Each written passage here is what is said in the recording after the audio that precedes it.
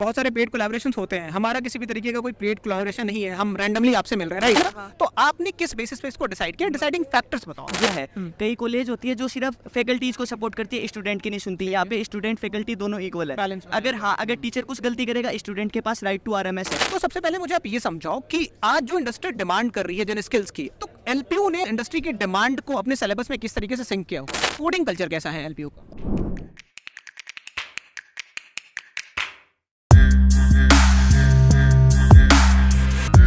नमस्कार, स्वागत है आपका कॉलेज रिव्यू अनफिल्टर्ड के एक नए एपिसोड में। आज हमें एलपीयू के कैंपस में जो हमारे इस यूट्यूब चैनल को स्टार्ट करने के पीछे का रीज़न था वो ये था कि अगर आप किसी भी कॉलेज को कंसिडर कर रहे हो एडमिशन के लिए, तो आपको उसके बारे में हर वो इन्फॉर्मेशन पता होनी चाहिए जो रिक्वायर्ड होती है एक इन्फॉर्म डिसीजन लेने के, ताकि ऐसा ना हो कि जब आप कैंपस पहुँचो और जो इन्फॉर्मेशन आपने पहले ली होती और जब कैंपस आप आओ तो आप सरप्राइज हो जाओ कि यार जो बातें मुझे बताई गई और जो यहाँ की रियलिटी है वो बिल्कुल अलग है, तो ट्रैप फील करो, है ना? तो हमारी कोशिश इस यूट्यूब चैनल के थ्रू, इस प्लेटफॉर्म के थ्रू ये है कि आप एक इन्फॉर्म डिसीजन ले पाओ। जो चीज़ें है अच्छी वो भी आपको पता हो, जो दिक्कतें हैं वो भी आपको पता हो, ठीक है? बिल्कुल बैलेंस्ड। तो इस वजह से हमने एक पूरा पैरामीटर डेवलप किया हुआ है किसी भी कॉलेज को रिव्यू करेगा। बहुत सारे पेड कोलैबोरेशंस होते हैं, हमारा किसी भी तरीके का कोई पेड कोलैबोरेशन नहीं है, हम रैंडमली आपसे मिल रहे हैं, राइट? मुझे आप जेई का वर्क कंडक्ट किया, जेई में 94%। अब मुझे ये बताओ कि आपके लिए डिसाइडिंग फैक्टर क्या था कि आपके सामने तो बहुत सारे ऑप्शंस और रहे होंगे, फी भी इसकी बहुत तो कम है नहीं, है ना? तो आपने किस बेसिस पे इसको डिसाइड किया? डिसाइडिंग फैक्टर्स बताओ। जो मेरे दोस्त थे, जैसे मैं 12th मैंने मैट्रिक सीकर से की थी, तो वहाँ पे जो मेरे सीनियर थे ड्रॉप ईयर वो यहाँ आए थे, तो एक मेरा 3rd ईयर में था, एक 2nd ईयर में। मैंने उनसे भी डिस्कस किया कि जैसे फैकल्टी वगैरह है, कई कॉलेज होती है जो सिर्फ फैकल्टीज को सपोर्ट करती है, स्टूडेंट की नहीं सुनती। यहाँ पे स्टूडेंट फैकल्टी दोनों इक्वल है। अगर टीचर कुछ गलती करेगा, स्टूडेंट के पास राइट टू आरएमएस है, डालो तुरंत एक्शन होता है। आरएमएस क्या होता है? आरएमएस यहाँ का एक है, अपने को कोई भी चीज में दिक्कत है कैंपस में, आरएमएस इन्होंने एक अपने सिस्टम में बना रखा है, वेबसाइट पे बना रखा है, तो उसके कारण कोई भी अपन को दिक्कत है XYZ, उस पे डालो तुरंत एक्शन होता है उसके अंदर। जैसे हॉस्टल के नल नहीं चल रहा, उससे लेके मैं कह रहा हूँ किस तरीके की दिक्कतें उसमें डाल सकते हो? सारी की सारी हॉस्टल की, रेजिडेंशियल सर्विस की, प्लेग्राउंड की, लेके खेलने की चीजें और क्लीन सब चीजें की, कुछ सब दिक्कत है। अगर आपने सुबह डाली तो शाम तक एक्शन हो जाएगा। Yes sir. मतलब सच में ऐसा रिजॉल्व, मतलब इस तरीके का? मैं टू बी ऑनेस्ट, हाँ बिल्कुल। देखो आप ऑनेस्ट तो लग रहे हो मुझे, कोई डाउट करने का रीजन नहीं है मेरे पास। क्यों करेंगे डाउट करने का reason है जो आप बोल रहे हो। नहीं। आपसे ऑफ कैमरा में बात हुई तो मुझे लगा कि आप लोग जेन्युइन हैं।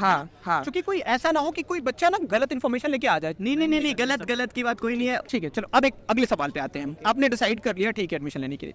आपने बताया कि आपको कैंपस, आपके लिए कैंपस मैटर नहीं करता है, लेकिन हमारे कुछ अपने पैरामीटर्स है जिसके बेसिस पे हम कॉलेजेस को रिव्यू करते हैं।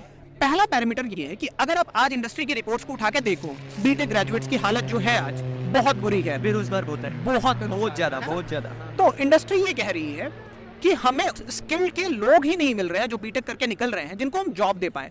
सिलेबस आपका कुछ और पढ़ा रहा है, आज डिमांड AI की, मशीन लर्निंग की, इन सब चीजों की, है ना? आप पढ़ा वही रहे हो जो आज से 15 साल पहले करिकुलम बना हुआ था, है ना? तो सबसे पहले मुझे आप ये समझाओ कि आज जो इंडस्ट्री डिमांड कर रही है जिन स्किल्स की, तो एलपीयू ने इंडस्ट्री की डिमांड को अपने सिलेबस में किस तरीके से सिंक किया हुआ? सर जैसे कि 2 कोर्स बना रखे हैं, एक बीटेक का कोर बना रखा है, उसमें अपन को फर्स्ट ईयर में नॉर्मल पढ़ाया जाता है, 2nd ईयर में जो भी ब्रांच हो वो चूज करनी होती है अपन को, साइबर सिक्योरिटी कर लो, AI कर लो, ML कर लो। एक इन्होंने साथ में अपग्रेड ऐसा किया, फर्स्ट ईयर से इन्होंने वो चूज कर दी स्पेशलाइजेशन। जैसे हमारा कोर है, कई बच्चों का AI एंड ML भी लिया है, कईयों ने साइबर सिक्योरिटी लिया है, कईयों ने क्लाउड कंप्यूटिंग वगैरह लिया, तो उसके कारण एलपीयू ने पूरी मदद की है। जो भी बच्चा इंटरेस्टेड है वो सीधा उनमें जाओ। हाँ, और यहाँ पे बहुत सारे क्लब्स हैं, जैसे आपने AI नहीं ली तो यहाँ पे AI के भी क्लब्स होंगे और चीज़ों के भी क्लब्स होंगे, आप उनमें जाके ज्वाइन कर सकते हो, और उनमें अगर आपको इंटरेस्ट है तो आप वहाँ पे जाके दिखा सकते हो। अब दूसरा सवाल मेरा ये होता है, क्लब्स बहुत सारे कॉलेजेस ने बना रखे हैं, सेल्स बहुत सारे कॉलेजेस ने बना रखे हैं, बट वो पेपर पे काम करते हैं। यहाँ के सेल्स और यहाँ के क्लब्स कितने फंक्शनल है और कितना प्रैक्टिकल अप्रोच आपको? यहाँ पे मैं बताता हूँ सर, जैसे कि मैं 2-3 क्लबों को जानता हूँ। एक तो यूटेंगल है, जो यूटेंगल का काम बेसिकली होता है, जो भी मतलब सेलिब्रिटी वगैरह होती है ना, उनके शो कंडक्ट करवाने की।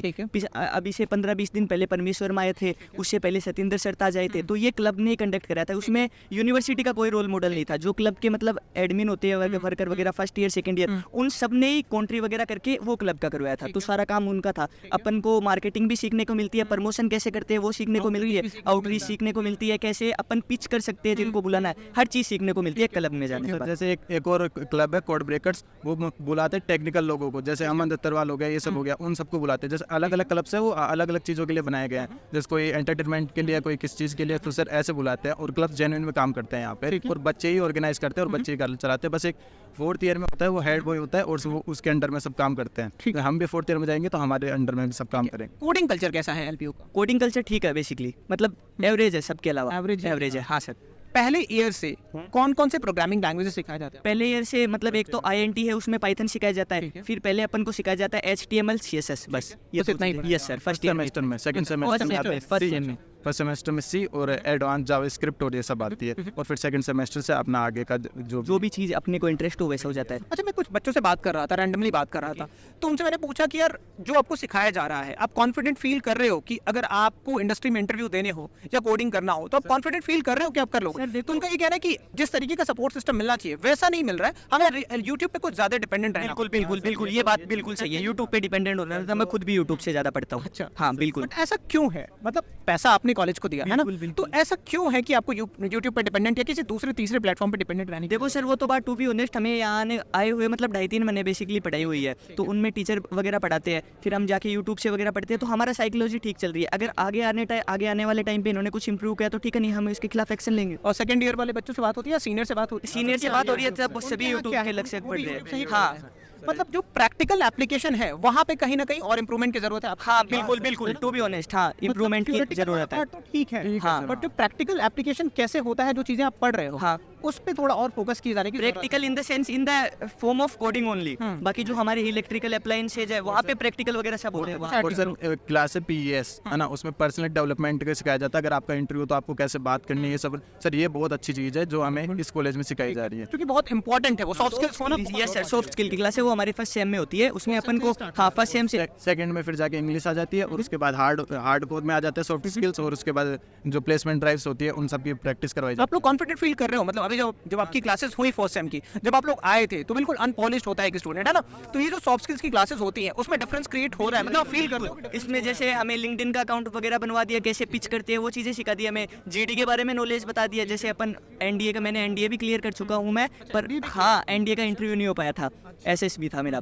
वो नहीं हो पाया था। तो वहाँ पे जो GD होता है फर्स्ट डे में GD में निकाल देते हैं, एयरफोर्स वगैरह, मर्चेंट नेवी वगैरह, इनमें बेसिकली काम होता है GD का ही होता है सबसे ज़्यादा। तो GD के बारे में भी हमारी क्लास वगैरह सब लगती है। प्रैक्टिकल बहुत ज़्यादा होता है, GD क्लासेस होती है। अप्रोच क्या है सॉफ्ट स्किल्स का? सॉफ्ट स्किल्स एक तो वो ये सब ये नहीं बताते कि आपको इंग्लिश आना जरूरी है, ये बोलते हैं कि आपका कॉन्फिडेंस, आपका बॉडी लैंग्वेज, ये सब जरूरी है। करने आना, कॉन्फिडेंस मैटर्स। आपको अपनी अपन धीरे नहीं बोल रहे जी, आप अपन धीरे नहीं बोल रहे, साफ जोर से बोलना चाहिए। कई बच्चे आते हैं जिनकी आवाज़ नहीं निकलती है, धीरे धीरे बोलते हैं, तो हमें एक ROE मैम पढ़ाती है, मतलब काफ़ी अच्छा पढ़ाती है वो। उन्होंने हमें मतलब कई बच्चे थे, हम तो चलो आपको भी पता है हम कैसे बोल रहे हैं, हम तो शुरू से ऐसे बोलते आ रहे हैं। जो कई बच्चे हैं उनको मतलब स्टेज फियर होता है, तो मैम ने स्टेज फियर भी दूर किया, इंग्लिश में भी इम्प्रूव किया। कईयों का वो होता है ना, मदर टंग इन्फ्लुएंस होता है, वो भी चीज़ दूर कई एक्शन आ जाता है। हाँ, तो वो सब चीज़ें अभी दूर हुई। मतलब 3-4 महीने में क्लास हमारी मतलब एक आती है वीक में, एक तो 2 दिन की आती है, और 3 क्लास आती है टोटल, 2 दिन आती है 3 क्लास। तो अभी मतलब 4 महीने में लगभग 20-25 क्लासेज आई होगी, पर 20-25 क्लासेज में बहुत इंप्रूवमेंट है। एक थ्योरी क्लास होती है, 2 प्रैक्टिकल क्लासेस होती है जिसमें हम प्रैक्टिकल करते हैं खुद से। जैसे GD हो रहा है तो हम GD करेंगे बैठ के खुद आमने सामने, मैम करवाती है, वो बहुत अच्छी चीज़ लगी कि बताती नहीं है, करवाते भी हैं। क्योंकि जब आप इंडस्ट्री में जाते हो तो आपके पास चाहे लाख नॉलेज हो, अगर आप एक्सप्रेस नहीं कर पा रहे हो खुद को, अगर आप अपने नॉलेज को नहीं बता पा रहे हो, दिखा नहीं पा रहे हो, शोकेस नहीं कर पा रहे हो, जिसको कहते हैं कि आपके पास अगर सेलिब्रिटी वाला फैक्टर नहीं है ना, आप खुद को बेच नहीं पा रहे हो कॉर्पोरेट में, तो फिर आपको कोई खरीदने वाला नहीं है, सिंपल लैंग्वेज में, है ना। तो मुझे ये वाला इनिशिएटिव काफी अच्छा लगा कि LPU जो सॉफ्ट स्किल्स पे ले रहा है, ठीक है।